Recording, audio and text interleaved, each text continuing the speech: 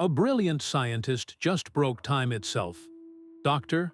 Aris Thorne stands before his life's work, the Chronos Engine, a machine built to gently observe history. But when he activates it, he does not see the past. He witnesses the end of everything.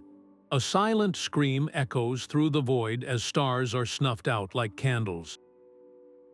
A cryptic message burns itself into his mind, just 4 words that promise total collapse. The anchor fails. By the end of this story, you will understand the terrifying cost of meddling with time and the fragile threads that hold our reality together. What Aris saw was not a prediction. It was a warning that the fabric of existence is already beginning to fray. What would you do if you knew reality was coming undone? The air in the lab grew cold, humming with a static he had never programmed into his machines. Aris spun around, his heart hammering against his ribs. The sterile white walls were gone, replaced by shimmering, translucent echoes. He saw himself from yesterday, arguing with a graduate student over a data set. He heard his own voice, layered over a conversation from last week, all playing at once in a chaotic, silent film. These were not recordings, they were moments ripped from their proper place in time and bleeding into his present. Then a figure solidified in the center of the room. Dr. Lena Petrova stood before him, her lab coat crisp, but her eyes were hollowed by a terror he had never seen. "Aris," she said, her voice strained and distant, as if traveling across a vast canyon. "You broke it. Every time you activate the engine, every single jump, it is not just observing. It is tearing reality apart." Aris reached out, his hand passing through her shimmering form. "Lena, what are you talking about? What is happening?" She flickered, her image dissolving into static snow before snapping back into focus. Her warning was a desperate, final plea. "The fractures are spreading. You have to stop. You have to." The words hung in the air as her form unraveled like smoke, leaving behind only the sterile silence of the lab and the chilling scent of ozone. He was alone. Completely, terrifyingly alone. Was that truly Lena? A message from a future he had already broken? Or was it a hallucination, a phantom born of his own sleep-deprived mind, shattered by the psychic shockwave of witnessing the end of all things? The line between genius and madness, between a breakthrough and a catastrophic failure, had just vanished. He could no longer trust his senses, his machine, or even the reality standing firm around him. What if the next fracture did not just show him a ghost, but swallowed the lab whole? The scent of ozone still clung to his clothes as Aris stood in the quiet, book-lined office of the only man he could still trust. Dr. Alistair Evans listened in silence, his aged fingers steepled, his gaze never leaving Aris' face as the younger scientist poured out the impossible. He told Evans everything, from the silent scream of the dying cosmos to Petrova's ghostly, desperate warning. He expected disbelief, a gentle suggestion to take a leave of absence, to rest.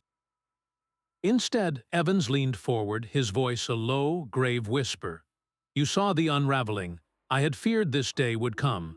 He rose and moved to an ancient filing cabinet, its lock yielding with a heavy clunk. From it, he withdrew a brittle, yellowed folder. Its contents a mix of handwritten notes and faded schematics.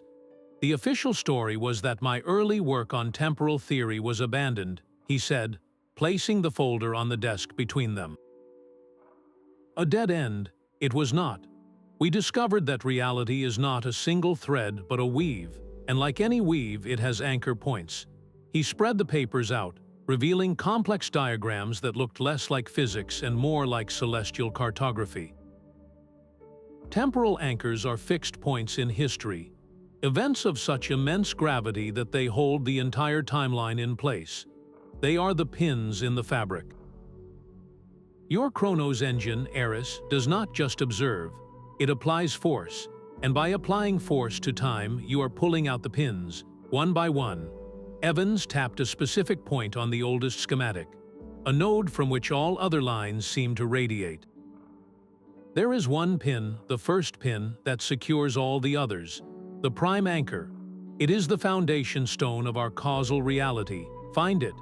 You must find it before the fractures spread beyond this city, beyond this moment. Before they become irreversible. The weight of the quest settled on Aris' shoulders, a physical pressure. This was no longer about fixing a machine or understanding a vision.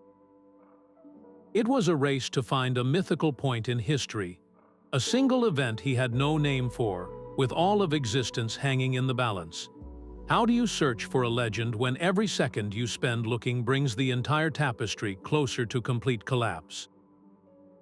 The prime anchor was a ghost in the machine of history, and Aris had no choice but to hunt it. He worked for 72 frantic hours, refining the Chronos Engine, weaving Evans's archaic schematics into its modern code.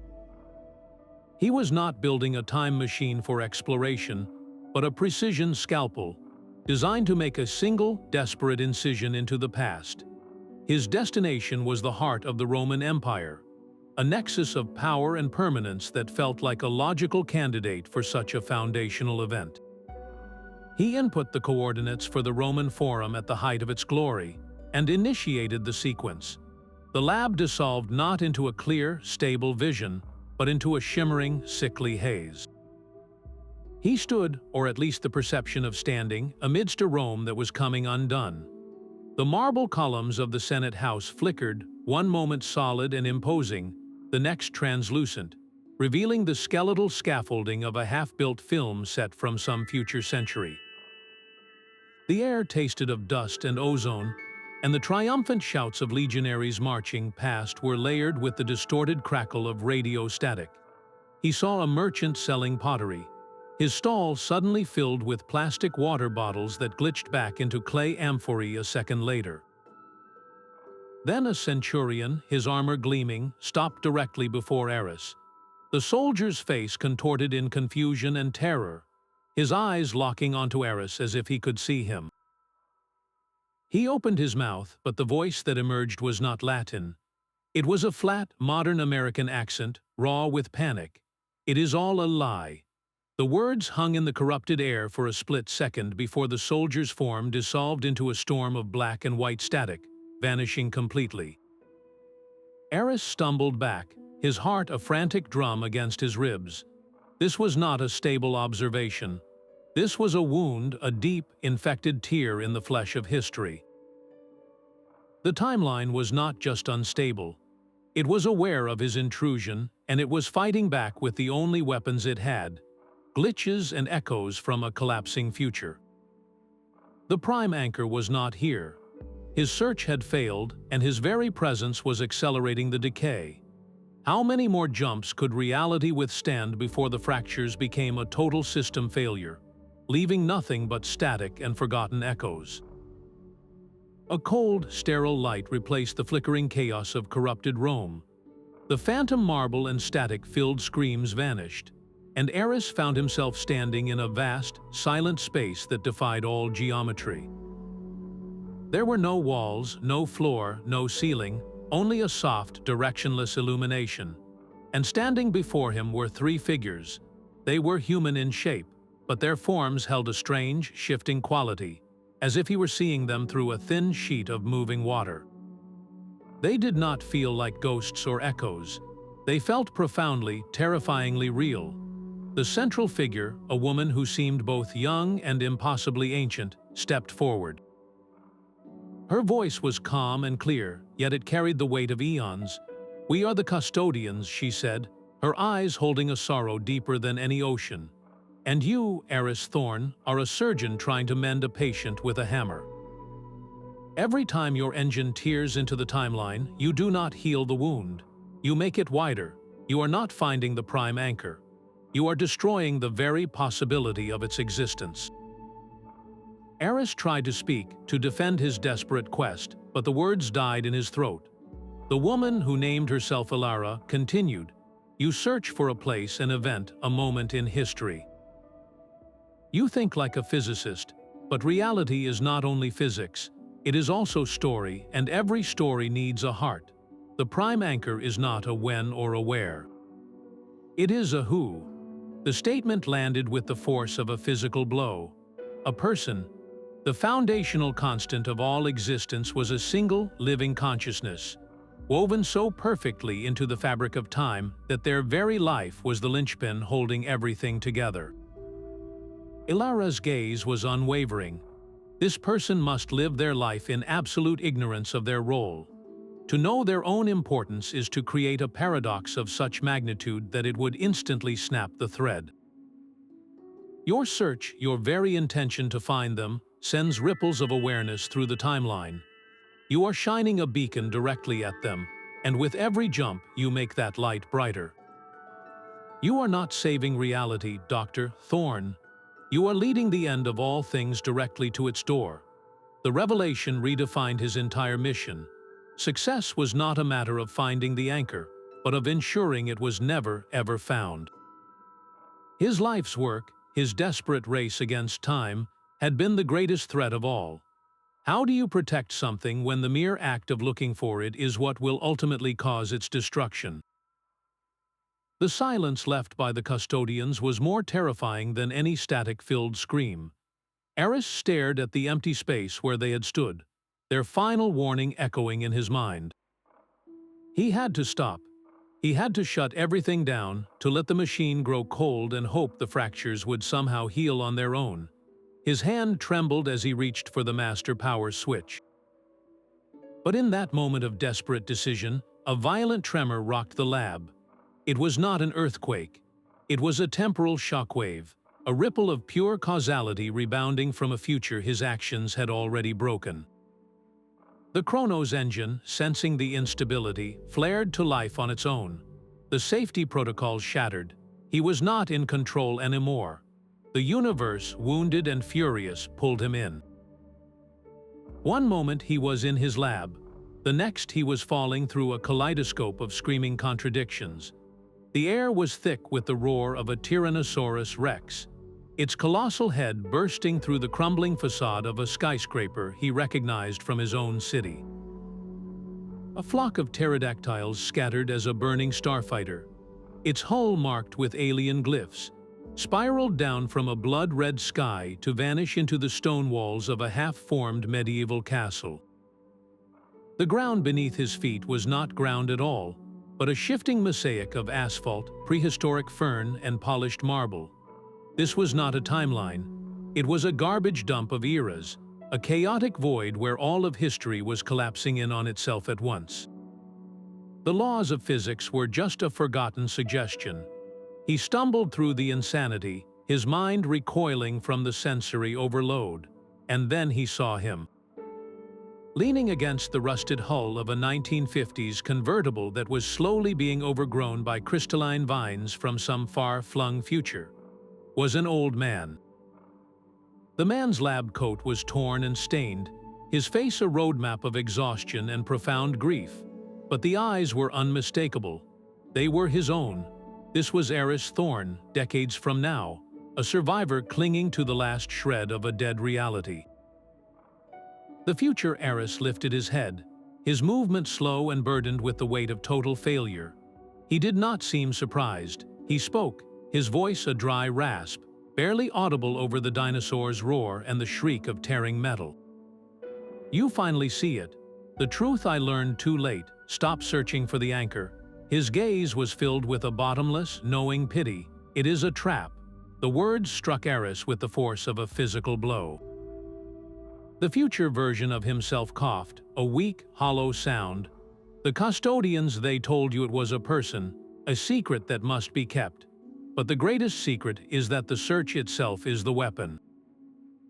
The moment you identify the anchor, the moment you even get close, you create the very paradox that unmakes them. You do not save the linchpin. You become the reason it breaks. The search is not the solution. It is the disease. His form began to flicker, dissolving into the chaotic background of the dying world. The final, fading whisper was the most chilling part. Let it go, or you will become me. Aris was thrown back into his lab, collapsing to his knees on the cold floor. He was gasping, the phantom sense of jungle and ozone still in his nostrils. The vision was gone, but the message was seared into his soul. He had looked into the abyss, and the abyss was his own aged, broken face. Every instinct, every shred of his scientific training, screamed at him to solve the puzzle, to find the answer. But the answer was a snare. His quest for salvation was the very engine of damnation. If the only way to win is not to play, how does a man who has dedicated his life to the game simply walk away? The floor was still cold beneath his knees when his communicator buzzed. It was a priority alert from Dr. Evans' private terminal. The message was just 2 words, stark and simple. "My office, now." Aris dragged himself upright, his body aching with a fatigue that went far beyond the physical. He found Evans not at his desk, but standing before the large window, staring out at a city that, for the moment, still looked perfectly normal. The old man did not turn around. "You saw it, didn't you? Your own future." It was not a question. Aris could only nod, the image of his broken, aged self burned onto the back of his eyelids. "I tried to stop," he said, his voice raw. "The engine took over. It showed me the end." Evans finally turned. His face, usually a mask of calm wisdom, was etched with a deep, terrible conflict. "The search is the weapon. Your future self was right. I knew, I have always known." The confession landed in the quiet room with the force of a detonation. Aris felt the last solid ground of his world give way. You knew it was a person. You knew my search was destroying everything, and you still gave me those schematics. You sent me to Rome." Evans' eyes were filled with a profound, agonizing shame. "I thought we could control it. My life's work, Aris, was not just theory. It was an attempt to identify the prime anchor, to understand the mechanism of reality itself. I believed that if we could find the linchpin, we could fortify it. We could become its guardians." His shoulders slumped. "I was a fool. The anchor is not a thing to be controlled. It is a perfect paradox. The moment it is observed, the moment its nature is truly comprehended by anyone seeking it, that awareness creates a fatal flaw in its existential structure. To find it is to erase it. I set you on this path hoping you would succeed where I had failed. But all I have done is accelerate the catastrophe." A low hum began to fill the room, a sound that seemed to vibrate not through the air, but through time itself. The light from the window began to strobe, flickering between day and a starless, absolute night. Evans looked down at his own hands, which were starting to become translucent. "It is my fault," he whispered, his voice growing distant. "The paradox is not just about the anchor, it is about the seeker. My own long search, my intentions, they created a weakness in the timeline, a fissure that has been waiting for its moment. And now it has found me." A jagged crack of nothingness split the air behind him. It was not black, but a void of non-color, a tear in the very concept of space. Evans gave Aris one last, sorrowful look. "Forgive me." Then the rift surged forward, not with a sound, but with a silent, voracious hunger. It did not pull him in. It simply unwrote him. One moment Dr. Alistair Evans was there, a man filled with regret, and the next, there was only an empty space where he had stood, the air shimmering with residual energy before settling into an unnatural stillness. Aris stood alone in the silent office, the ghost of his mentor's final words hanging in the air. The only father figure he had ever known, the one person he thought he could trust, had not just misled him. He had built the entire labyrinth, knowing it led only to a monster. If Evans could be so catastrophically wrong, if his guidance was a path to ruin, then who could he possibly trust now? The answer was a chilling vacuum. There was no one. He was completely, utterly alone, armed only with the terrifying knowledge that his every instinct to solve, to find, to fix, was the very spark that would ignite the end of everything. The office was a tomb, and the silence was his only companion. Aris stared at the empty space where Evans had stood, the void left behind not just in the room but inside him. There were no more mentors, no more guides. There was only the work, and the horrifying knowledge that the work itself was poison. He could not search for the anchor, but he could not stand idle as reality dissolved around him. He needed a new path, a way to mend the tears without ever looking at the heart of the wound. The Chronos Engine, now a malevolent presence in the corner of his lab, hummed with a low, persistent threat. He would use it one last time, not to observe but to act. He programmed a new directive, a desperate triage protocol. It would seek out moments in history that were not anchors, but critical junctures, points where the timeline was most vulnerable to the fractures spreading from his own era. He would reinforce them, shore them up like a doctor applying pressure to a severed artery, hoping to slow the bleed. The machine, sensing a purpose it was built for, flared with a sickly green light. The lab dissolved, but this time the transition was violent. A wrenching pull that felt less like travel and more like being torn from one reality and slammed into another. He stumbled onto a cobblestone street, the air thick with coal smoke and the distant clatter of horse-drawn carriages. Gas lamps cast wavering pools of light against a thick, choking fog. Victorian London, but something was terribly wrong. The sounds were muffled as if heard through felt. The rich, grimy colors of the city were leaching away, fading to shades of gray. A woman in a wide, bustled dress hurried past him, her form flickering, her frantic movements suddenly becoming jerky and exaggerated. Her scream, as a crackle of temporal energy split the air beside her, was utterly, profoundly silent. The world was not just glitching. It was being rewritten, its very essence stripped down to a primitive, two-dimensional memory. He was not alone. Crouched behind a stack of wooden crates, her eyes wide with a terror that mirrored his own, was a young woman. She wore the practical, dark wool of a clerk or a scholar, and she was clutching a leather-bound ledger to her chest as if it were a life preserver. "You," she mouthed, the words soundless. The man from the machine. Her name was Maya, a historian pulled from the London archives mere moments before the decay had begun to consume her world. She was an accident, a piece of the timeline torn loose by his violent entry, but she was also the only person here who understood the context of the collapse. "We have to go," Aris shouted, but his own voice was thin and distant. The black and white aesthetic was spreading like a stain, turning the solid brick buildings into flat, painted scenery. A horse and carriage, frozen in mid-gallop, shattered into 1,000 pieces of flickering film static. "It is not just collapsing," Maya yelled over the growing, silent roar of unreality. "It is being archived, simplified, the complexity is being erased." She pointed a trembling finger toward the British Museum, its grand pillars now looking like a paper cutout against a gray sky. "There is something in there, a tablet from Mesopotamia.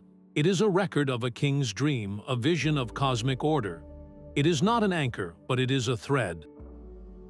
If we lose it, this entire era loses a piece of its foundational narrative." The race was a nightmare in monochrome. They sprinted through streets that were no longer streets, but a series of flattening stage sets. The very ground beneath their feet felt insubstantial, like running across the surface of a movie screen. They burst into the museum, a cavernous hall where statues of pharaohs and emperors were frozen in grainy, high-contrast tableau. The air hummed with the dissonant, silent music of a dying world. Maya led him through the eerie stillness, her knowledge their only map. She found the tablet in a display case, its cuneiform markings still holding a faint, stubborn hint of three-dimensionality. As Aris reached for it, the world around the case dissolved completely into the flickering gray void. They were standing on a tiny island of solid reality, the museum floor around them gone, replaced by an endless, silent newsreel of London's final moments. He grabbed the heavy stone, its weight a shocking comfort in a world turning to smoke. "The engine," he gasped, activating the recall device on his wrist. The return pull was excruciating, the gray void clinging to them like tar. For a heart-stopping second, Maya's form began to flatten and slow. her face becoming a grainy, expressionless mask. He seized her arm, pulling her back into the violent current of time, and they tumbled together onto the cold, solid, gloriously colorful floor of his lab. They lay there, gasping, the chaotic silence of the lab a symphony compared to the horror they had left behind. On the floor between them, the Mesopotamian tablet lay, a solid piece of a story that was almost lost forever. They had saved one thread, but as the adrenaline faded, a colder truth settled in. The decay was not a passive process. It was an active erasure, a force that simplified and archived reality into nothingness. And they had just discovered that for every thread they managed to save, 1,000,000 more were already turning to dust. How many more of these desperate, terrifying raids could they possibly survive? The cold stone of the Mesopotamian tablet seemed to absorb the light in the lab, a silent testament to a world they had barely saved. The air still tasted of London's phantom fog, a grim reminder that their efforts were a single drop in an ocean of decay. Aris and Maya pored over the tablet's cuneiform, searching for any clue, any hidden resonance that could guide their next move. It was Maya's knowledge of ancient linguistics that found it, not a word but a pattern, a mathematical constant hidden within the king's dream that defied its own era. When Aris input the sequence as a temporal coordinate, the Chronos Engine did not show them a place but a path. The lab dissolved into a tunnel of swirling, iridescent light, a corridor that felt outside of everything they had ever known. They emerged into a silence so profound it felt like a physical substance. They stood in a library of impossible scale. Endless corridors of bookshelves stretched into an infinite twilight, volumes bound in leather, metal, and materials for which they had no name. Some glowed with soft inner light, others pulsed with a slow, dying rhythm. The air smelled of old paper, ozone, and a deep, cosmic melancholy. A figure materialized before them, a being of shifting light and shadow that resolved into the form of an elderly man with kind, weary eyes. He was the librarian, a custodian of this archive. "Welcome to the catalog," he said, his voice a whisper that seemed to come from the shelves themselves. "This is not a record of what was, but of what is and what could be. Every choice, every decision creates a new volume, a new branch on the tree of reality." He led them down an aisle, his hand brushing against the spines. "This one," he said, pulling a book that shimmered with a vibrant gold light, "contains a world where you, Aris, never built the engine." He replaced it and gestured to another, its cover cracked and brittle, its light flickering erratically. "And this one is the world where you activated it a second time against your better judgment. It is already half lost." His spectral finger then pointed upward and they saw it. High above, in the vaulted, starless ceiling, entire sections of the library were turning to dust. Not burning, not crumbling, but simply vanishing, shelves and all, into absolute nothingness. The sound was a soft, endless sigh of forgotten stories. "You hear it," the librarian said, his weariness deepening into a profound grief. "The branches are snapping, not just dying, being unmade. Your interventions have introduced a fundamental instability. The tree is no longer growing. It is being pruned back to the root, and the root itself is rotting." He turned to them, his form seeming to grow more translucent with every vanished book. "You seek to mend one branch, but you are forgetting the disease is systemic. You have 3 jumps left." The librarian's gaze was filled with a pity that chilled them to the bone. 3 more uses of your engine. The strain it places upon the prime anchor is cumulative. On the 3rd activation, the paradox will reach a critical mass. The feedback will not just destroy your machine. It will dissolve the branch of reality you call home. It will be as if you, your city, your entire timeline, never were. The choice is no longer about saving everything. It is about what you are willing to lose to buy a little more time for the rest. He faded then, not with a dramatic flash, but by simply becoming one with the quiet gloom of the stacks, leaving them alone with the terrifying arithmetic of their own extinction. They stood surrounded by the infinite possibilities of existence, holding a death sentence for their own world in their hands. How do you choose the moment you cease to exist? The silence of the library had been replaced by a frantic, desperate energy. 3 jumps, that was all the life their world had left. Aris and Maya stood before the humming engine, the weight of the librarians warning a physical pressure in the room. They could not search for the prime anchor, but they could not stand idle. Aris had a theory, a dangerous gamble. What if they could identify and reinforce a secondary anchor? A lesser linchpin that provided regional stability to the timeline. A figure of such profound impact that their existence created a knot in the fabric of history. A knot that might slow the unraveling long enough for them to find another way. His candidate was Benjamin Franklin. His experiments with electricity, the very act of tying a key to a kite string and challenging the heavens, felt like a moment where humanity seized a fundamental force of the universe. It was a pivot point, a candidate for a temporal anchor. It was a risk, but it was the only plan they had. The engine flared, and the world dissolved into a violent, howling gale. They stumbled onto a rain-lashed field outside Philadelphia. The air was thick with the smell of wet grass and ozone. A short distance away, a figure in a simple coat fought to control a silk kite as it strained against the storm-darkened sky. A length of twine led from the kite down to a key, and from the key to a Leyden jar. It was happening, it was real, but something was wrong immediately. The storm felt unnatural, its fury too focused. The clouds did not just rumble with thunder, they crackled with jagged forks of emerald energy that had nothing to do with lightning. As Franklin's hand moved toward the key, the temporal decay they had seen in London began to manifest here. The grassy field flickered, replaced for a split second by the stark concrete of a future parking lot. The key itself began to glow with a sickly, internal light, pulling at the temporal energy saturating the air. Franklin, his face a mask of scientific awe and dawning terror, did not look at the sky. He was staring at the key, his fingers hovering just inches away. He did not see Aris or Maya, but he seemed to sense the profound wrongness infecting his moment. He spoke, his voice cutting through the storm's roar with an eerie clarity. "This electricity, it feels like time." The statement was a whisper, but it struck Aris like a physical blow. Franklin was not just discovering a physical force. In this corrupted moment, he was perceiving the temporal energy Aris' presence had unleashed. The key was not just attracting atmospheric electricity. It was acting as a lightning rod for the storm of paradox raging around them.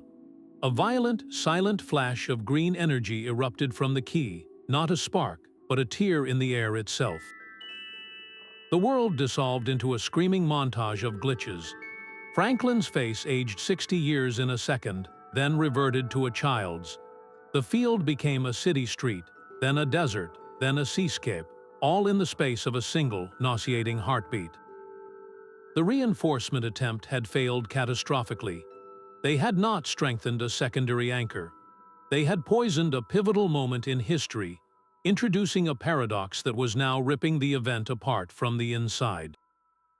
The recall sequence triggered automatically, wrenching them from the disintegrating past and hurling them back into the lab.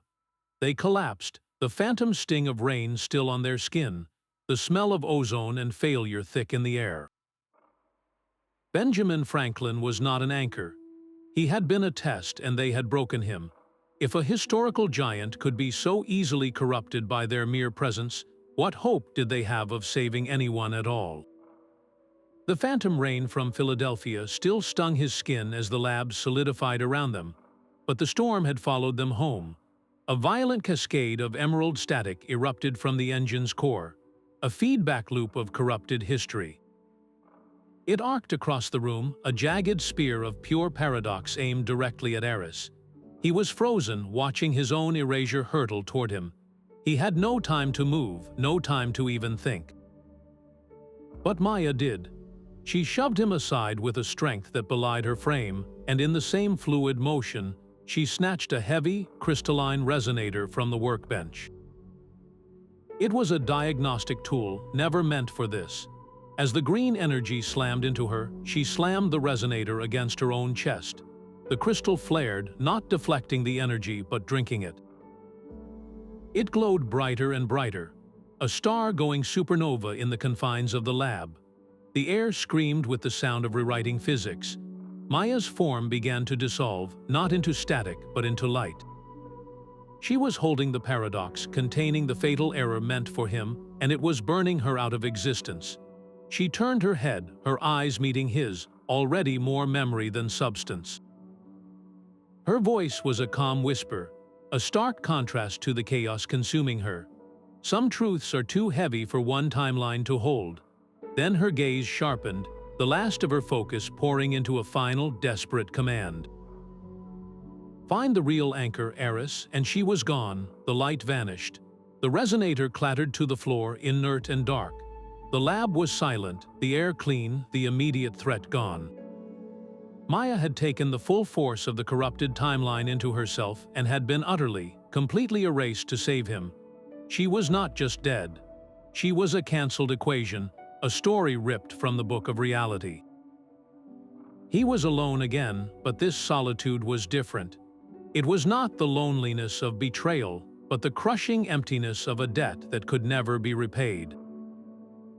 Her sacrifice was not an end, it was a key. Her final words echoed in the silence, recontextualizing everything. The custodians had said the anchor was a person who must never be found. His future self had called the search a trap. But Maya, in her last act, had not told him to stop looking. She had told him to find the real one. The word real changed everything. It meant the prime anchor was not a passive, hidden linchpin.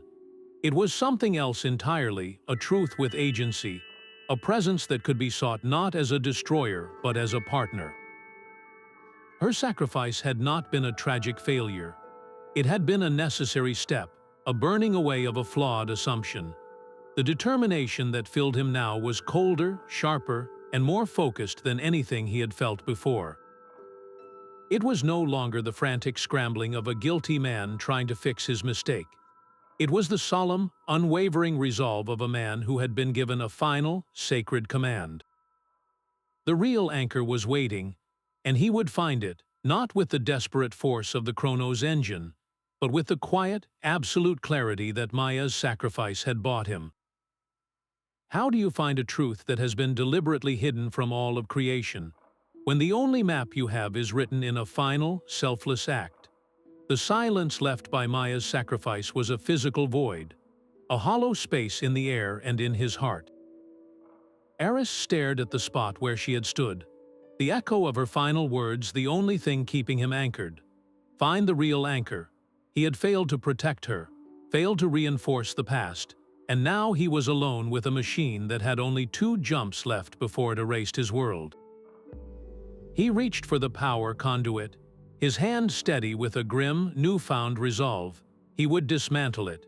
He would strip the engine down to its bolts and melt the core. It was the only logical choice left. Before his fingers could touch the metal, the air in the lab grew still. Not silent, but thick, as if all the sound had been drained away and replaced with a dense, humming quiet. The light from the overhead lamps dimmed, and a soft, silver luminescence began to pool in the center of the room. It coalesced, swirling into the familiar, shifting form of Ilara, the custodian. Her ancient eyes held no surprise, only a deep, weary certainty. "You would break your tool," she said, her voice resonating not in the air, but directly within his mind. A prudent, if futile, gesture, but it changes nothing. The paradox you have set in motion now has its own momentum. It will continue with or without your machine. Aris stood his ground, the image of Maya's dissolution burning behind his eyes. What choice do I have left? Every path leads to ruin. There is always a choice, Aris Thorne, Ilara replied. You have seen the truth from the end of time. You have felt the cost of your search. Now you must decide the nature of your final act. You can join us." Her gesture encompassed the unseen vastness beyond the lab. "Become a custodian. Help us prune the unstable branches. The timeline's too diseased to continue." It is a sorrowful duty, but a necessary one. You would use your knowledge not to break, but to maintain a greater, stable whole. The offer hung in the air, a seductive promise of purpose, of atonement. To step away from the chaos, to become part of the solution, to finally stop the relentless, failing struggle. It was everything he thought he wanted. Or, Ilara continued, her tone sharpening into a final, stark warning, "You can take the second jump. You can continue your quest for the prime anchor. But know this with absolute certainty. The prime anchor is not a secret to be uncovered. It is a paradox that will unmake you. To seek it is to create the flaw that destroys it. Your intention, your very desire to find it, is the corrosive agent. Your next jump will not bring you closer to salvation. It will be the catalyst for the final, total collapse. Cease your search." Her form began to recede, the silver light pulling back into the stillness from which it came. "The choice is yours, Aris. Become a gardener of reality, or remain the blight that ensures its end." Then she was gone, leaving him utterly alone with the two most terrible options he could fathom. On one hand, a sterile, eternal vigilance, helping to end countless other worlds to save the whole, a perpetual penance for his crime. On the other, a final, desperate gamble with the literal existence of everyone and everything he had ever known as the stake. The custodians saw his quest as a terminal illness. They were offering him a way to surrender, to let his own timeline be pruned for the greater good. To accept was to admit that Maya had died for nothing. To refuse was to risk making her sacrifice the final, tragic act before the curtain fell on everything. How do you choose between a quiet, purposeful death for your world and a glorious, catastrophic failure that might, against all reason, still hold a sliver of hope? The custodian's offer hung in the air like a sentence of exile. To become a gardener of dead worlds, to snuff out timelines like his own for the sake of a cold, cosmic balance. It was a logical, horrifying piece, but Maya had not died for logic. She had died for a chance, and a chance was what he would take. He turned his back on the fading silver light, his hands moving to the engine's console not to dismantle it, but to reprogram it with a terrifying new directive. He was no longer searching for the prime anchor. He was hunting for the source of the very first warning. He input the parameters of the original vision, the silent scream of the cosmos, and the four words seared into his mind. The anchor fails. If he could find the origin point of that message, he would find the epicenter of the collapse, the ground zero of the paradox. The machine, strained and groaning from its accumulated damage, processed the request. Its readings went haywire, spiking and collapsing in impossible patterns. Then, with a final, shuddering whine, the coordinates locked. The numbers glowed on the screen, simple and absolute. He stared, his breath catching in his throat. The temporal signature was not from a distant future or an ancient past. It was local, profoundly, intimately local. The source of the message, the point from which the end of all things would be broadcast, was his own date of birth. The universe did not just whisper its death rattle in his ear. It had been screaming it since the day he was born. His entire life, his drive, his genius, his catastrophic curiosity. It was not a series of random choices leading to a mistake. It was a destination. He was not the cause of the unraveling. He was the instrument of its delivery. The prime anchor was a person, and the search was a weapon. Now he understood the final, cruel twist. The warning was not sent to him, it was sent from him. A message in a bottle tossed back through the ruins of time, from his future self to his past. A desperate attempt to break a cycle he was always meant to complete. He was both the archer and the target. How do you fight a destiny written into your own DNA, when every step you take to avoid it only tightens the snare? The coordinates were a trap he had set for himself. Aris initiated the final jump, the engine's whine a death rattle as it tore a hole in the present. He did not arrive in a hospital room, but in a shimmering, fractured memory of his own childhood home. The air was thick with the scent of old wood and fresh paint, but layered over it was the cold, ozone sting of temporal interference. The custodians were already here. He could see them, not as figures, but as distortions in the air, like heat haze given purpose, patrolling the edges of the memory, ensuring the event unfolded according to a script he was only now beginning to read. He was a ghost in his own origin story, forced to watch from the shadows of the hallway. His younger self was just a quiet presence in another room, a newborn unaware of the cosmic drama unfolding around his crib. His parents stood in the living room, their faces pale and etched with a fear far deeper than the normal anxieties of new parenthood. A third figure stood with them, a man whose form seemed to phase in and out of focus. He was a time traveler, his clothing a mismatched echo of eras, and his eyes held the weary burden of a messenger delivering a terrible prophecy. Aris could not hear the full conversation, the words muffled as if heard through thick glass, but he saw his father shake his head in furious denial. His mother, however, stared toward the hallway, toward the unseen infant, her expression shifting from terror to a fierce, unshakable resolve. Her voice cut through the static, clear and absolute. "We have to protect him. He is the key." The words landed not as a comfort, but as a verdict. They were not speaking of a child. They were speaking of a component, a vital piece of a machine they did not understand. The time traveler nodded, a gesture of profound sorrow, and placed a hand on his father's shoulder.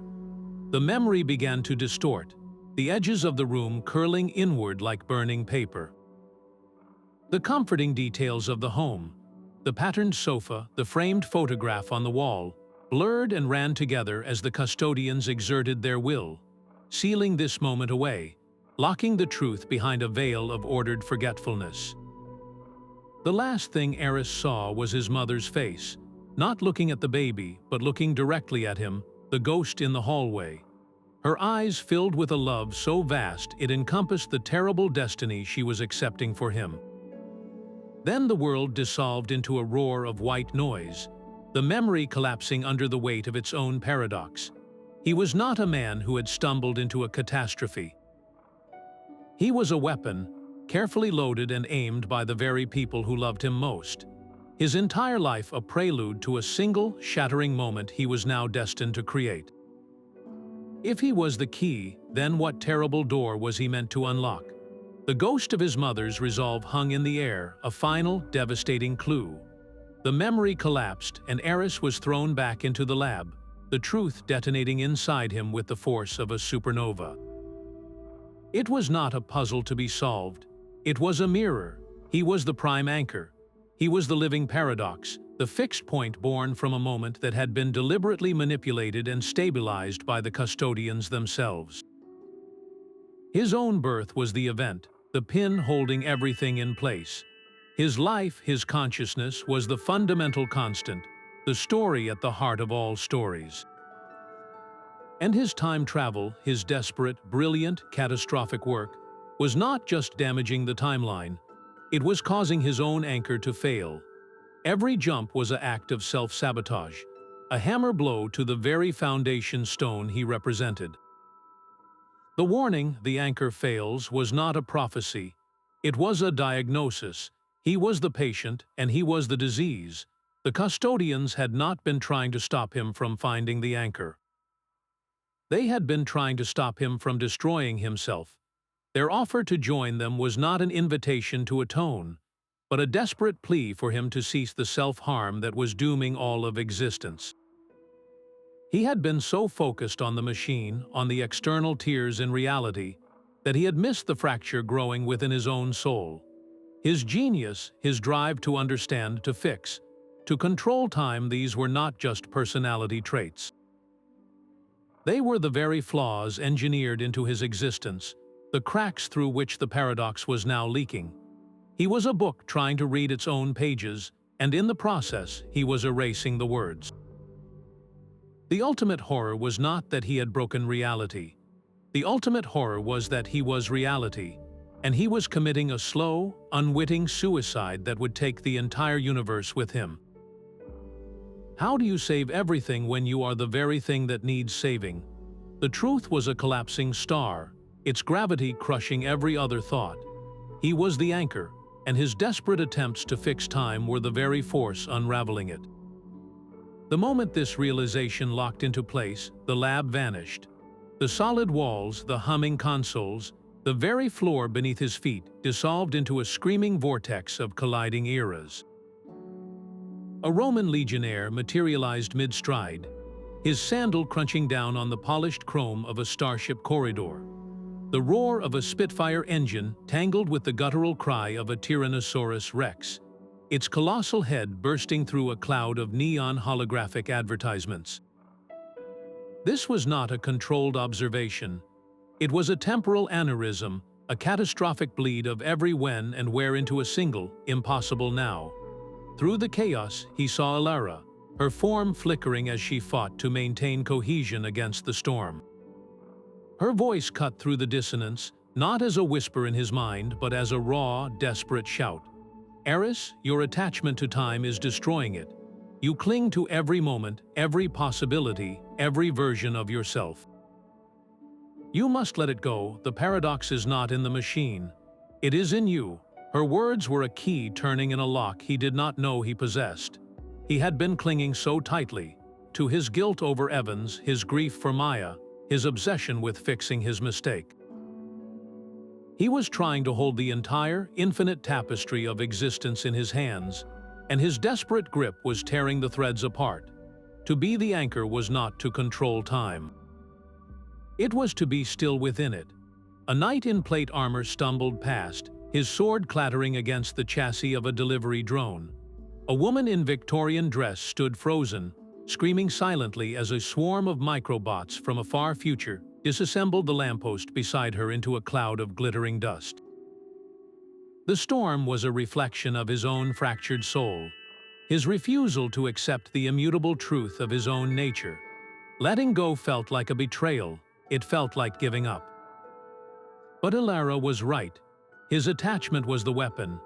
His need to fix, to solve, to be the hero of the story was the flaw that was shattering the story itself. The only way to stop the storm was to stop fighting it. The only way to save everything was to finally, completely, surrender. Surrender was not a quiet acceptance, but an agonizing unraveling of his own soul. To let go meant to erase the very desire to exist. The storm of colliding eras raged around him, a direct reflection of the war inside his mind. He saw them then, not as memories, but as ghostly possibilities shimmering in the chaos. A life where he never built the engine. In that branch, his lab remained empty, a quiet storage room. Dr. Evans lived, his theories remaining harmless scribbles in a dusty folder. Maya was alive, a brilliant historian in a stable London, never knowing his name. The world was safe, whole, and utterly untouched by his genius. The perfection of it was a knife in his heart. He saw another possibility, a Christmas morning from his childhood. His father was laughing, lifting a young Aris onto his shoulders. But in this new, silent version of the memory, his father's laughter was tinged with a vague, unplaceable sorrow, his eyes glancing toward an empty corner of the room where a son should have been. The man was happy, but a fundamental color was missing from his world, a hollow note in the melody of his life. Then his father's voice cut through the temporal static, not as a memory, but as a final, delivered truth from that long-ago living room conversation with the time traveler. The words were calm, resigned, and devastatingly clear. Sometimes the greatest act of love is to never have existed. It was not a statement of rejection. It was the ultimate sacrifice. His parents had chosen to bring him into a world knowing he was a weapon aimed at its heart, hoping their love could change his trajectory. They had failed. Now, the only love left was the kind that erased itself completely. To save Evans, to save Maya, to save the Roman Empire and Victorian London and every glitching, screaming soul in the collapsing vortex, he had to become a ghost. He had to unwrite his own story. The decision crystallized not as a thought, but as a fundamental shift in his being. He stopped fighting the storm. He stopped trying to hold the threads. He let go of the guilt, the grief, the desperate need to fix what he was born to break. He embraced the silence at his core, the stillness that was his true nature as the anchor. And as he did, the screaming chaos around him began to still. The Legionnaire and the starship faded. The roar of dinosaurs softened into a distant echo. He was not ending his life. He was returning a piece of borrowed time, completing the final, loving act his parents had begun.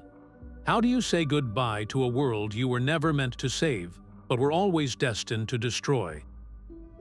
The storm of dying eras faded into a profound, impossible silence. He was still there. The lab was gone, but he was not. He stood in a featureless gray expanse, the last echo of a world he had just willingly unmade. The act of surrender had been absolute, yet here he remained, a single, conscious thought in the void. Then, a pinprick of light appeared, swelling rapidly into a shimmering portal. From it stepped a figure he had watched dissolve into pure energy. Maya. She was solid, real, her eyes holding a strange, newfound calm, as if she had seen the blueprint of reality and was no longer afraid of the tears in the canvas. "You tried to erase yourself," she said, her voice steady and clear. "A noble, final sacrifice, but you were solving the wrong equation. The custodians believe stability requires a single, static anchor. We have found another way." From a pouch at her belt, she produced a device no larger than her palm, a complex weave of crystalline filaments and shifting light. It hummed with a soft, harmonious frequency that felt like the opposite of the engine's destructive whine. "This is a resonance key," she explained, holding it out. "It does not break the anchor, it recalibrates it. Your paradox is not a fatal flaw, Aris, it is a dormant potential. You were designed to be a fixed point, but you were never meant to be a statue. You were meant to become a bridge." She gestured with the device, and the gray void around them shimmered, resolving into a schematic of the timeline. It was not a single thread, but a braid of 3 distinct, glowing strands, all intersecting at the point of his birth. "The prime anchor was never just you," she continued. "It is a trinity of moments, a synchronized event across 3 different eras. Your birth is the fulcrum, but it requires 2 other points of application to complete the circuit and stabilize the weave. We do not have to destroy you, we can reset you, but the jump must be perfect. We have to activate the key at the exact same moment in 3 separate timelines. Me in Victorian London at the height of its industrial narrative strength. You at the moment of your birth, to accept the recalibration. And a third partner at the invention of the transistor in 1947, a moment of pure, logical potential. If we are even a microsecond out of sync, the resonance will shatter. It will not just erase you. It will turn the entire timeline into incoherent noise." The choice was no longer about self-sacrifice. It was about coordination on a cosmic scale. He had been ready to vanish into the quiet. Now, he was being offered a chance to rebuild the symphony, but only if he could conduct a performance across centuries with musicians who had never met, playing a song that had never been written. Could 3 separate hearts, beating in 3 different ages, find the same rhythm and save a universe from silence? The resonance key felt impossibly light in his hand, yet it carried the weight of 3 separate worlds. Maya's plan was not a desperate gamble, but a precise surgical strike across the spine of history itself. To recalibrate the prime anchor, they would need to act as one across impossible distances, targeting 3 eras of immense transformative energy. Their team was a paradox in its own right. Aris would go to the Cretaceous period, a time of raw, primal biological force. Maya would anchor her signal in the heart of the Renaissance, an age of explosive human creativity and reason. And their third partner was a shock, a reformed custodian named Kale, who had broken from Ilara's order, believing their pruning was a failure of imagination. He would travel to the far future, to a nexus where pure information and energy merged. The plan was terrifyingly simple, and its failure condition was absolute. Aris looked at his two companions, their faces set with a resolve that mirrored his own. "Our jumps must be perfectly synchronized," he said, his voice low and steady. "The temporal coordinates are interlocked. If one of us fails, if one signal is even a fraction of a second late, the resonance will not harmonize, it will shatter. Instead of a stable braid, all three timelines will snap back together in a single, catastrophic convergence. Everything, from the dinosaurs to the starships, will be crushed into a single point of absolute nothingness. There would be no static, no fading echo. There would simply be void." Kale nodded, his form usually shifting, now holding a solid, determined shape.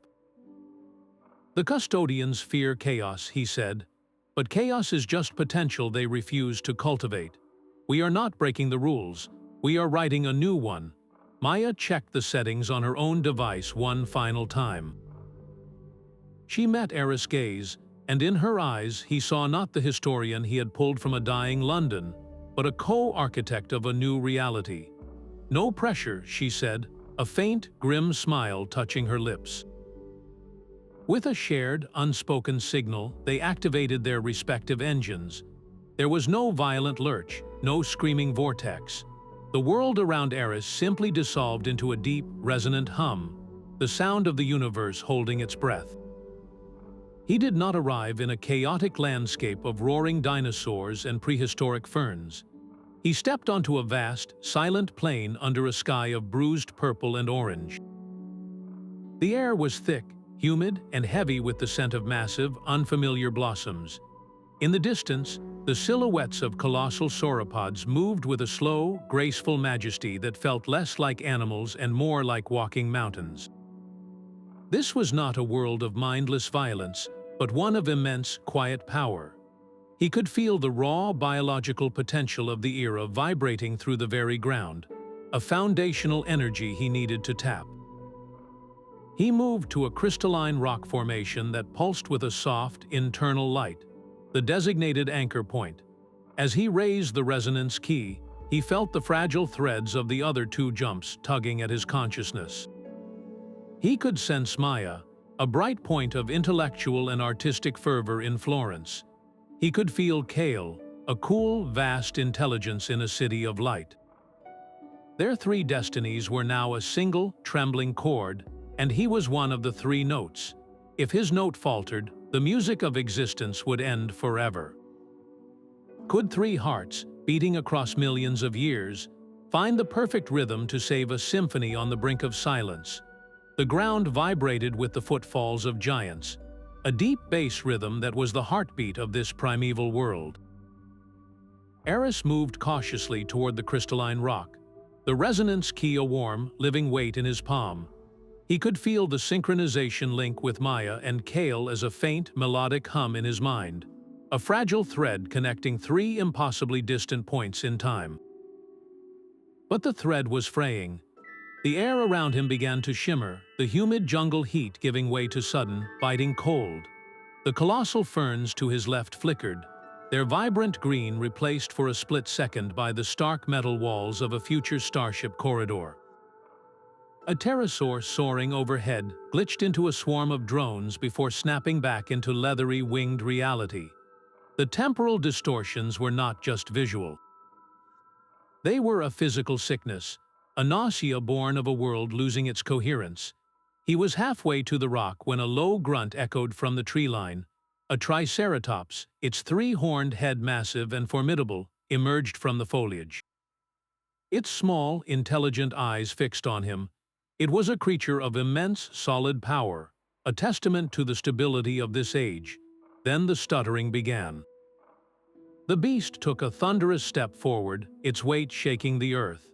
On its second step, its form froze completely, a statue of living flesh and bones suspended in mid-motion. The world around it continued to flicker. Jungle, then desert, then cityscape. But the Triceratops remained a frozen monument to a broken timeline. For 3 heartbeats, it hung there in the silent, glitching air.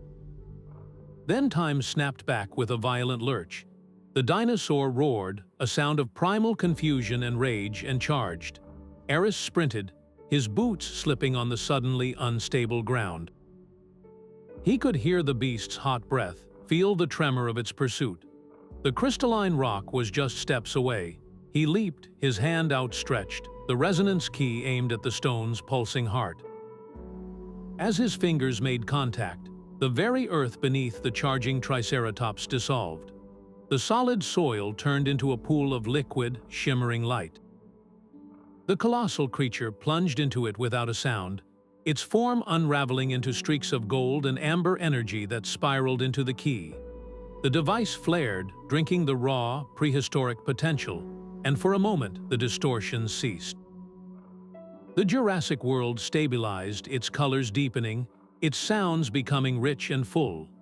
The first note of their cosmic chord had been struck, but the silence that followed was more terrifying than the charge. He had anchored his part of the signal, but the cost was the utter erasure of a living thing. Was this recalibration an act of creation, or was it simply a more elegant form of destruction? The silence of the Cretaceous was a stark contrast to the sudden roar of Florence. Maya stumbled, her boots slipping on polished marble that moments before had been prehistoric soil. The air was thick with the scent of drying oil paint, fresh-cut stone, and baking bread. She stood in a sun-drenched piazza, the Duomo's massive dome dominating a sky that was a perfect, untroubled blue. But the perfection was an illusion. The cobblestones beneath her feet flickered, their solid gray replaced for a heartbeat by the grimy asphalt of a 21st-century street. A passing nobleman's fine velvet doublet glitched into a denim jacket before resolving back into brocade. The temporal decay was here, too, a subtle poison in the heart of the Renaissance. She found him in a cluttered workshop, a young man with a restless energy, his hands stained with charcoal and clay.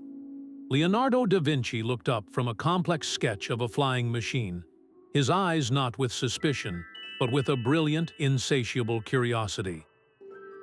He saw the strange device in her hand and the odd cut of her clothing, and instead of fear, he showed only the focused interest of a mind encountering a new puzzle. "You are not from any land I know," he stated, his voice calm. Maya had no time for diplomacy. She activated the resonance key, and it projected a shimmering hologram into the air between them, a schematic of his own flying machine, layered over the advanced aerodynamics of a hypersonic jet.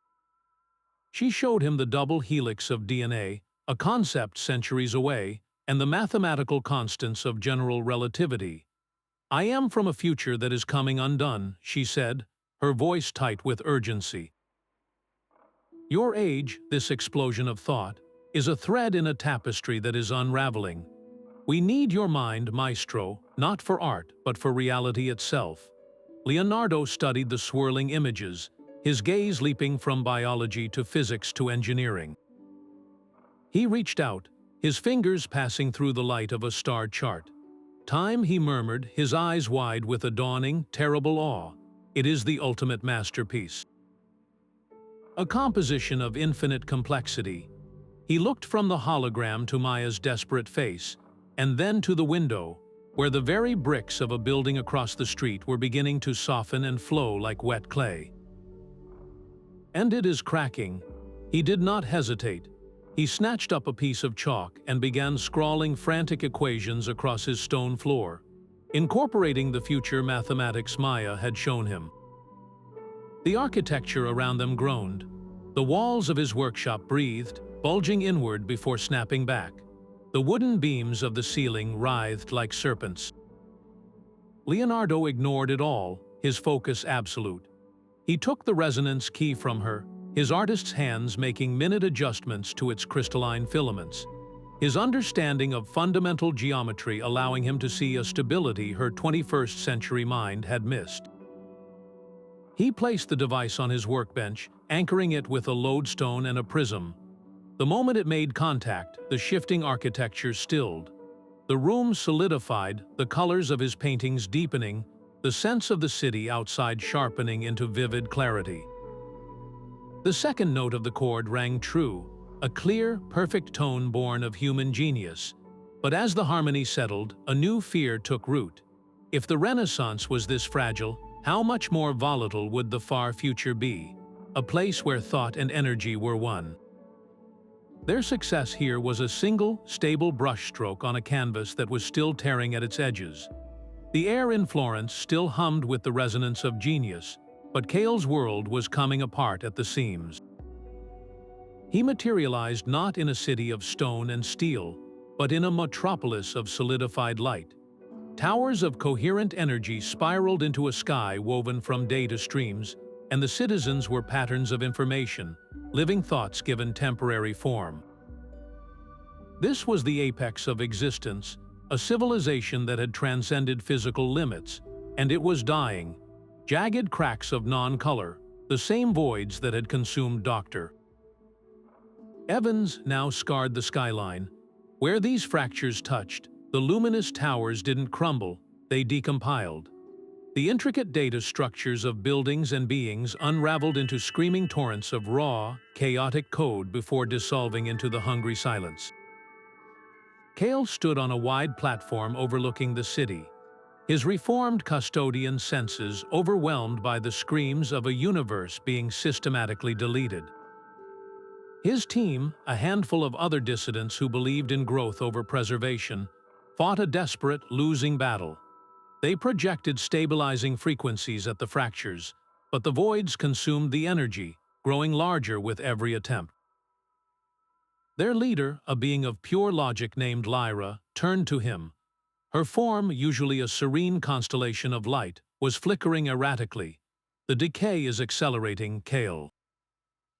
The synchronization point is approaching, but our timeline is too damaged to hold the resonance. We are the weak note in the chord. Her voice was calm, but the data stream conveying her words was laced with error correction protocols, a sign of imminent systemic failure. As she spoke, a massive fracture erupted in the city's core. It didn't move like a physical phenomenon, it was an eraser, a wave of absolute nullity that unmade everything in its path. The beautiful, intricate data forms of citizens simply winked out of existence, their unique consciousnesses lost forever. The platform beneath their feet began to pixelate, the solid light turning into a chaotic storm of disconnected ones and zeros. Lyra looked from the consuming void back to Kale, her form condensing into one final, coherent burst of information. There was no more time for strategy, no more hope for their world.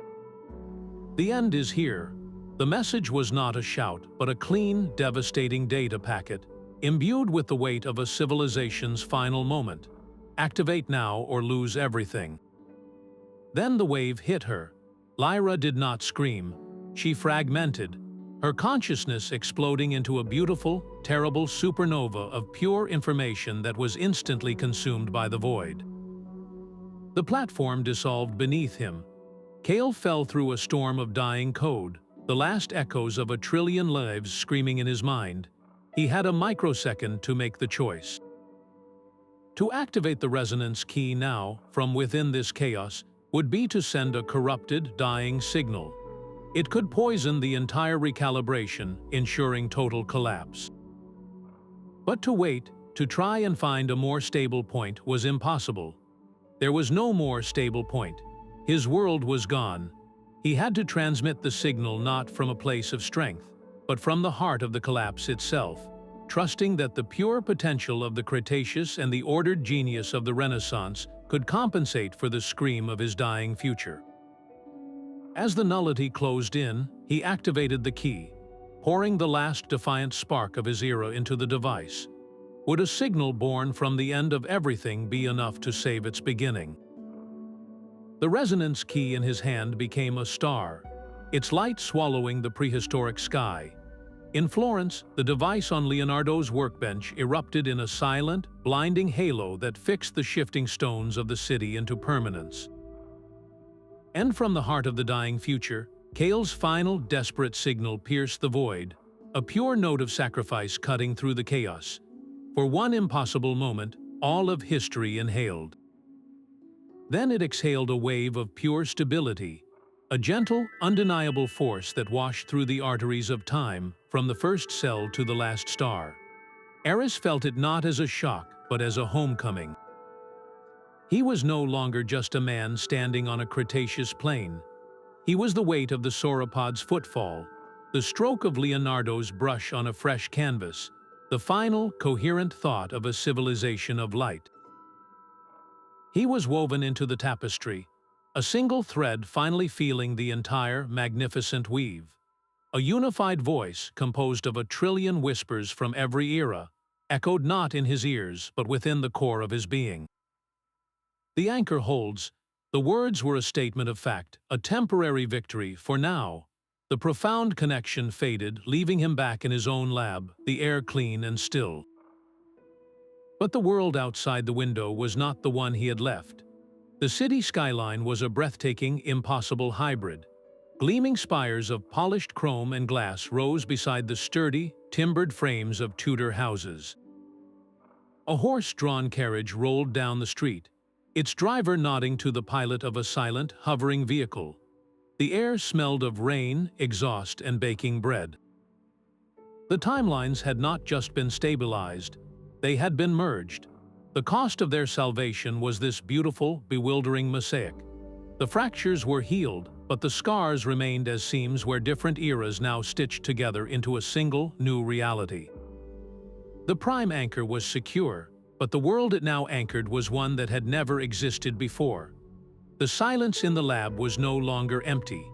It was the quiet of a new dawn, filled with the hum of a million realigned possibilities. He had saved all of existence, but in doing so, he had lost the familiar. He had traded a doomed world for a strange and unknown one. What new rules would govern a reality where every when was now here? The familiar hum of the lab was gone, replaced by a soft, ambient chorus of sounds that should not exist together. The air itself felt different, thicker, carrying the scent of ozone and rain, of baking bread and blooming flowers. Aris pushed himself up from the cold floor, his limbs heavy, and moved to the window. The city he knew was a breathtaking impossibility.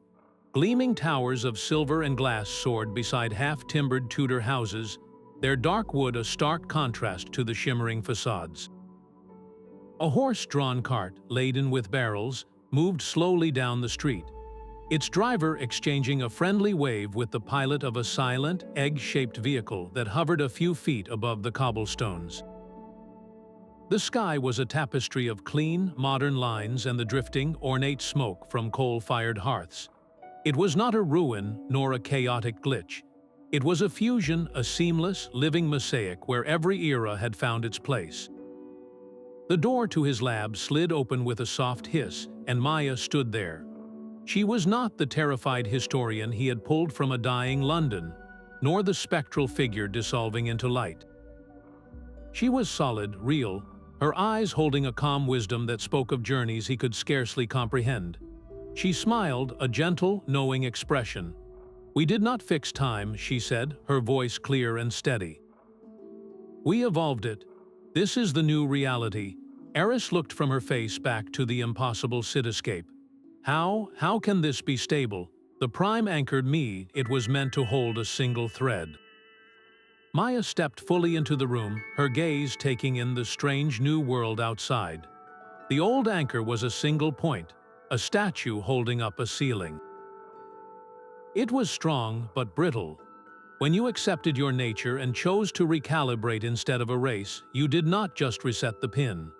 You transformed it from a statue into a heart. The resonance key did not reinforce a single timeline. It taught the timelines how to harmonize. They are not layered over each other anymore. They have learned to coexist, to share the same space, because the fundamental constant you is no longer a rigid point, but a living, adaptive rhythm. A soft chime echoed from a device on her wrist, an elegant fusion of polished brass and glowing crystal. A message shimmered in the air above it, written in a flowing script that was part Latin, part binary code. "The afternoon symposium is about to begin," she said, dismissing the projection. "The topic is gravitational theory.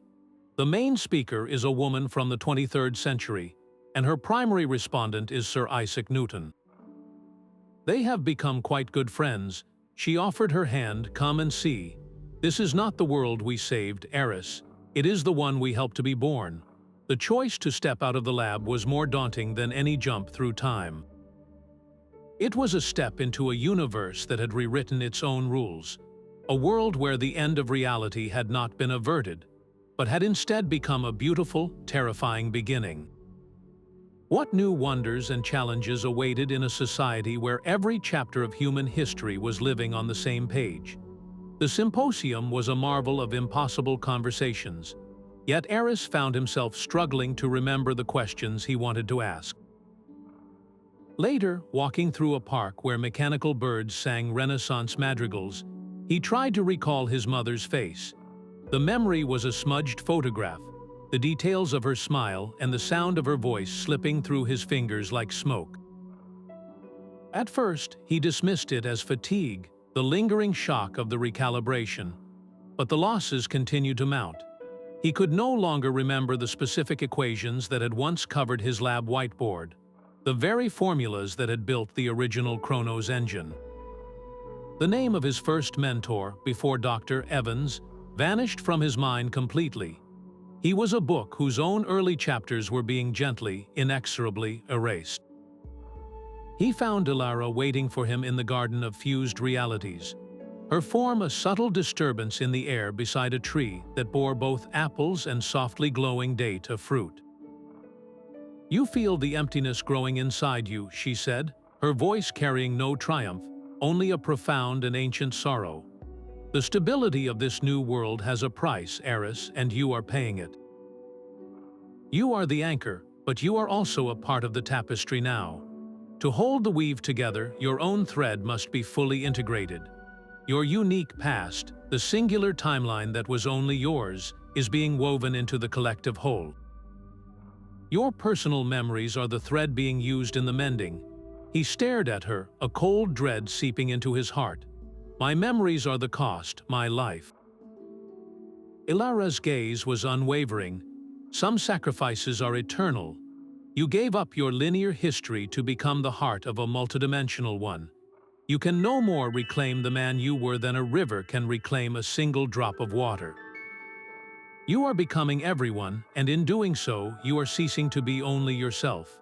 The horror was not violent, but quiet and absolute. He had saved all of existence, but the man who had performed that act was slowly disappearing. He was becoming a legend in his own mind, a story he could no longer fully recall. He was gaining the entire world, but losing the very self who had fought so hard to save it. What is a person, if not the sum of their memories? And what remains when those memories are given away to keep the universe from falling silent?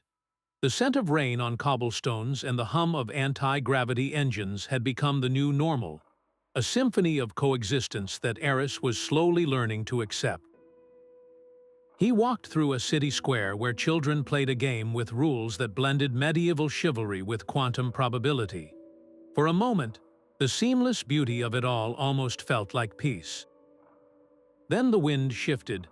It was a soft, eastern breeze carrying the scent of jasmine from a rooftop garden, but riding on that breeze was a whisper, a ghost of a sound that stopped him dead in the middle of the bustling square. It was a voice, thin and frayed, a thread of sound from a reality that was supposed to be mended. "The anchor fails." The words were the same, but the feeling was different. Before, it had been a scream of absolute finality. Now it was a sigh, a persistent echo from a wound that had been stitched shut but had never truly healed. It was not a warning of imminent collapse, but a reminder of a foundational crack that their grand recalibration had merely papered over. The beautiful mosaic of the new world was real, but it was resting on a foundation that still, somewhere in its deepest layers, groaned under a forgotten strain. This was not about the surface stability, the happy coexistence of knights and engineers. This was about the bedrock of time itself, the original paradox of his own existence that the resonance key had harmonized but perhaps had not entirely resolved. The message was a loose thread in the heart of the tapestry, and if he pulled it, would the entire, magnificent weave begin to come apart all over again? The stability they had fought so hard to achieve was not a permanent state. It was a temporary armistice in a war against entropy that was older than the stars. How deep did the roots of that first fracture truly go? And what would it cost to finally, truly, silence the echo? The whisper of a failing anchor was a flaw in the music of this new world, a dissonant note only he could hear. In the weeks that followed, Maya became the architect of this strange piece, her historian's mind perfectly suited to navigating the blended past. She helped a group of bewildered Victorian engineers collaborate with technicians from a century they could not comprehend, turning a potential culture clash into a thriving workshop. She stood beside Aris on a balcony overlooking the impossible skyline, the air buzzing with the quiet energy of a civilization finding its feet. "You have given them a second chance, Aris," she said, her gaze sweeping across the harmonious chaos below. "But my place is here now, helping them build upon it. Our journey changed everything, but your purpose is not over." She turned to him, her expression both fond and resolute. "The Chronos Engine still calls to you. I can see it in your eyes. It is not the same machine that broke time. It is something else now, a part of you. And the whisper you hear is a question only you can answer." Her decision was a quiet, firm closure to one chapter and the opening of another. She was choosing the future they had built, while he remained haunted by the foundations upon which it stood. As she walked away to join a council of Renaissance artists and plasma physicists, Aris was left with the weight of her words. The beautiful, mended world around him was Maya's to nurture, but the silent, groaning fault line beneath it all was his to understand. His duty was not to a place or a time, but to a truth that refused to stay buried. How do you answer a call from the very fabric of existence when you are the only one who can hear it? The city of blended eras was now Maya's sanctuary, but for Aris, the lab remained a gravitational pull he could not escape. He descended the familiar stairs, expecting to find the sterile room of his past, a place of cold metal and humming wires. Instead, the air was thick with the scent of petrichor and ozone, and the space was filled with a soft, golden radiance. Where the Chronos Engine had once stood, a tree of woven light now grew, its roots of crystalline energy buried deep in the floor, its branches reaching up to a canopy of shimmering, leaf-like fractals. It pulsed with a slow, steady rhythm, a heartbeat that was not a machine's whine, but the quiet respiration of time itself. As he approached, the tree responded to his presence. One of its luminous branches extended toward him, and at its tip, a fractal leaf unfolded into a vision. He saw a reality where steam-powered computers had achieved sentience, only to now be consumed by a rust-colored blight that ate both metal and thought. Another leaf showed him a silent, dark matter galaxy where civilizations of pure energy were freezing into absolute zero. Each was a world in its death throes, their unique histories fraying at the edges. A voice resonated from the heart of the tree, calm and vast like a forest speaking. "You are the keeper of time now." The title settled upon him not as an honor, but as an immense and solitary burden. The tree was not a tool to be operated.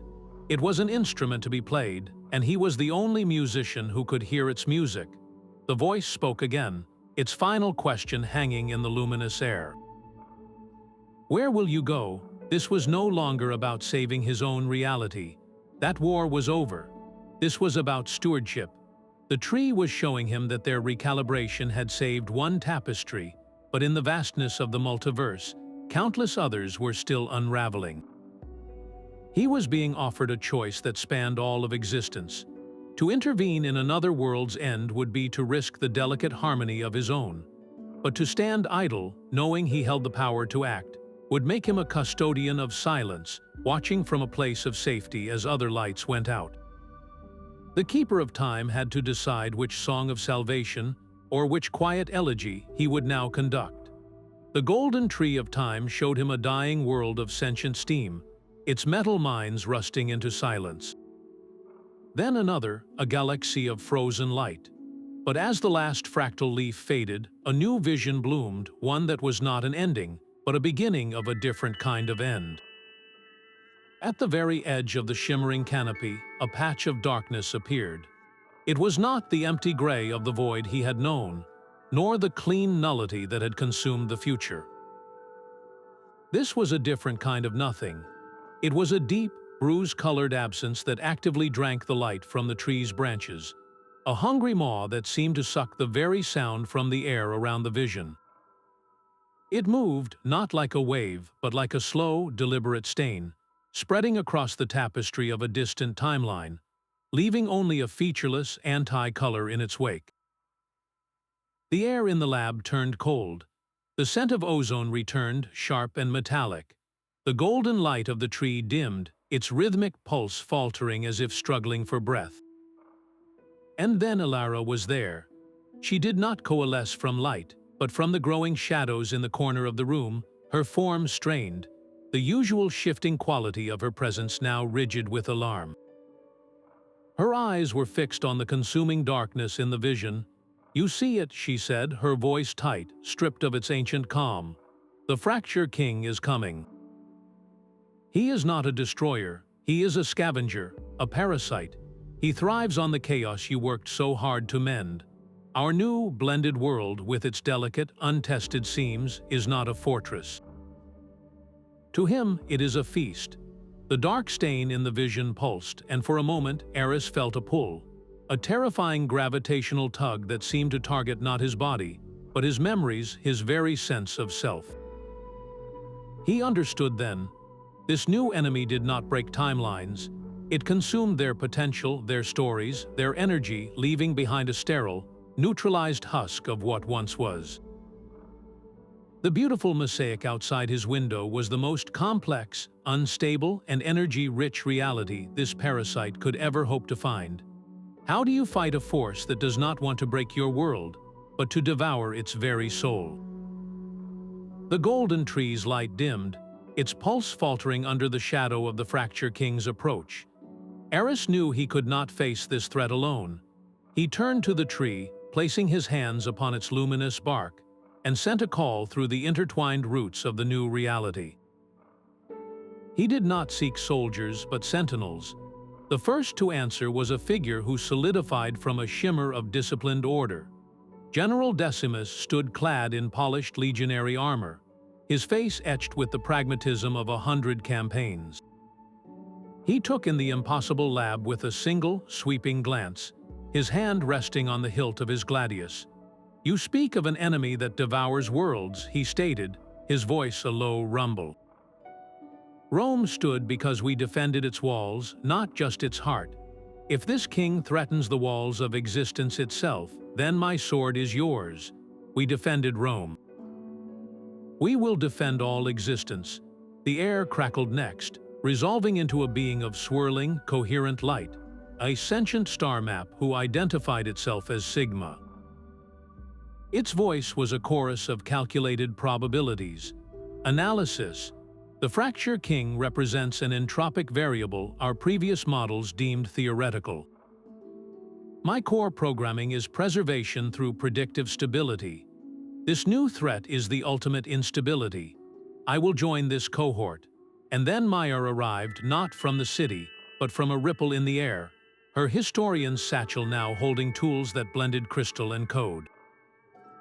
She did not need to be summoned. She had felt the shift in the tapestry. "You did not think I would let you face the end of everything alone, did you?" She said, a grim smile touching her lips. "I know the weight of this story. I will not stand aside for its final chapter. A Roman general, an artificial consciousness from a future of logic. and a historian who had seen reality turn to dust. This was the unlikely vanguard. They stood together in the lab, a council of guardians drawn from the very seams of the blended world they were sworn to protect. Their alliance was a testament to the new reality's strength, but also to its profound fragility. Could a sword forged for earthly conquest, a mind built for cosmic calculation, and a heart that remembered lost worlds find a common strategy against a foe that fed on the very concept of conflict? The air in the lab grew thin and cold. The golden tree's light dimmed as a patch of bruised, anti-color void bloomed in the center of the room. It was not an empty space, but a shifting, sentient entity of pure negation. From its core, a voice echoed, but the words arrived backwards, the sounds unraveling before they were fully formed. A distorted tape played in reverse. Me fuels paradox every, built you end the am I. The meaning slammed into Aris' mind, reordering itself with chilling clarity. I am the end you built. Every paradox fuels me. General Decimus drew his sword, but the steel glitched, its solid metal flickering into translucency. The Fracture King was not attacking them. It simply reached a tendril of void toward a section of the lab wall. Where it touched, the blended material of old brick and future polymer did not shatter or burn. It was simply erased, replaced by a perfect, featureless blankness, a hole in reality that was not black or white, but an utter absence of both. A potted fern from the Cretaceous, a living relic of the New World, was next. The void brushed against a frond, and the plant did not wither. It ceased to have ever existed, leaving a blank space on the soil that the mind struggled to even process. This was not destruction. It was the revocation of existence itself. Sigma, the star map, pulsed with frantic light. Hypothesis confirmed. The entity consumes narrative coherence. It does not break the timeline. It cancels its fundamental truth. The Fracture King was a parasite born from the very paradoxes Aris had created and mended, and now it was here to consume the beautiful, unstable feast of their new reality. How do you fight an enemy that treats your entire world as a meal to be devoured?